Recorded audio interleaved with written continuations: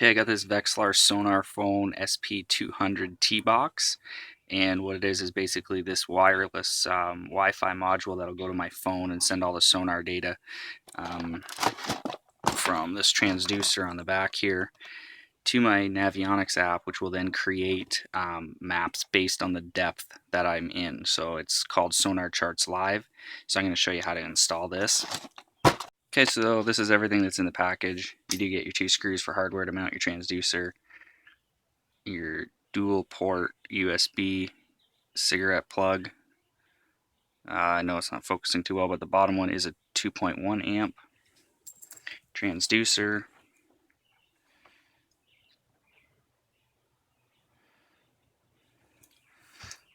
And your power cable does come equipped already with terminals to go to your battery.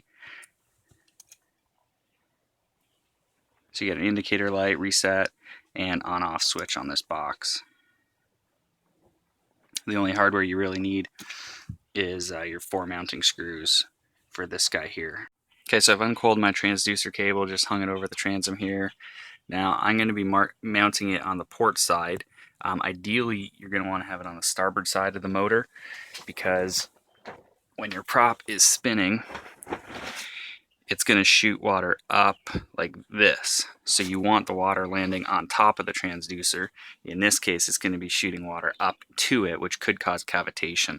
So it's not the most ideal, but because I have the structure scan and my HDS skimmer transducer on this side, I don't want another one. So what I am going to do is just mount it on the port side. You want to make sure it's not going to interfere with loading and unloading any bunks. This strake running up the hull, this one running up the hull. If you have a row of rivets, you ideally want to get it in between the strakes and in between rivets. So my ideal location is going to be right about here. So I'm just going to hold the transducer up against the hull to where about half of it is below the hull. I'm going to mark the center of those holes and then drill them and install the transducer with the screws. Okay, so I marked the center on those holes. So I'm going to use a 7/64 inch drill bit to drill those out. Okay, so holes are drilled. I filled them with a waterproof adhesive, and I've got some of that adhesive onto my screw as well. And now I'll just screw the mount right to the transom. Okay, so my mount's in place there. I'd recommend using just hand tools because it is plastic, and it's you can kind of see it's bulging by the screws. So next thing is put our transducer on, put the nut and bolt supplied with the lock washer through here, and then we'll just string our cable up the transom. Okay, so I've got that all in. I've put this split loom over the transducer cable. It's not necessary. I just like to do it as an extra measure of protection.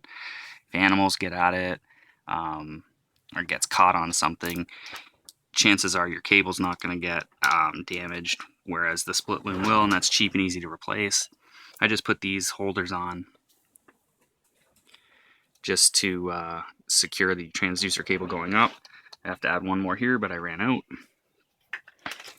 So I'm going to just cut the zip tie on this boot and feed the transducer cable in.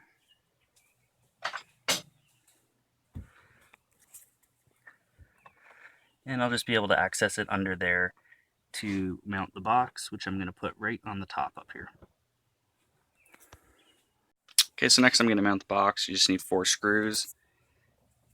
And I've decided just to put it right up in here, just slightly above the battery.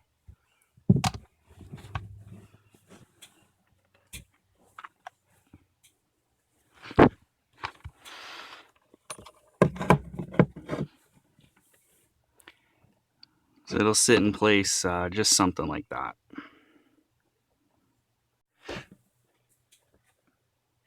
Okay, so that's the box mounted.